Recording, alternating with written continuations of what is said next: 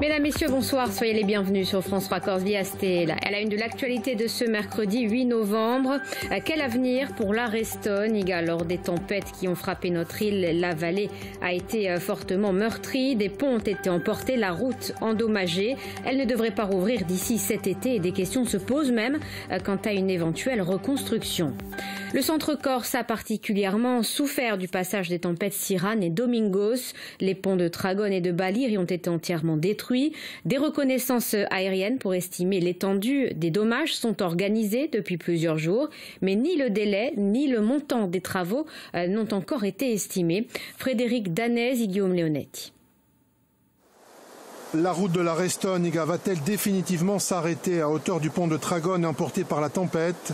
Poumon économique de Corté, la remise en état du site avant la prochaine saison est d'ores et déjà plus que compromise et se pose la question de la reconstruction de cette voie d'accès. Difficile d'avoir des réponses. Le sujet est sensible, autant technique que politique. Le maire de Corté n'a pas donné suite à nos demandes d'interview.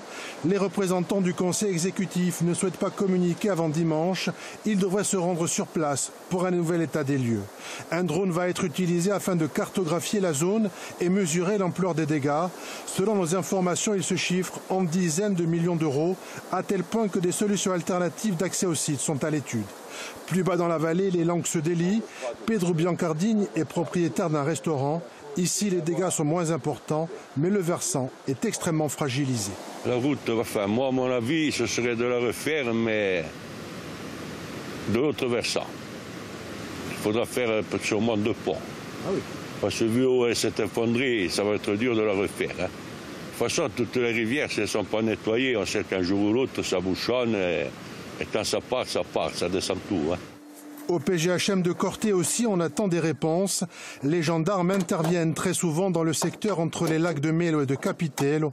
La fermeture de la partie haute de la route aura des conséquences sur le temps d'intervention des secours si l'hélicoptère ne peut pas décoller.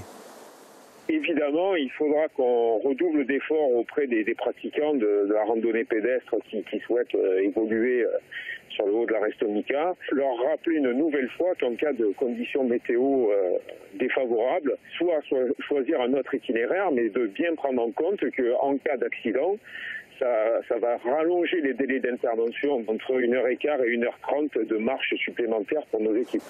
La crue a également emporté le pont de Baliri. Ici, moins de questionnements. L'ouvrage devrait être reconstruit. En attendant, une tyrolienne permet aux habitants de se ravitailler en produits de première nécessité. Et puis une bonne nouvelle, on apprenait en fin de journée que le captage, la prise d'eau dans la Restoniga a été rétablie. L'eau de la rivière est désormais distribuée partout alors que jusqu'à présent, la régie cortenaise devait se brancher sur le Tavignane.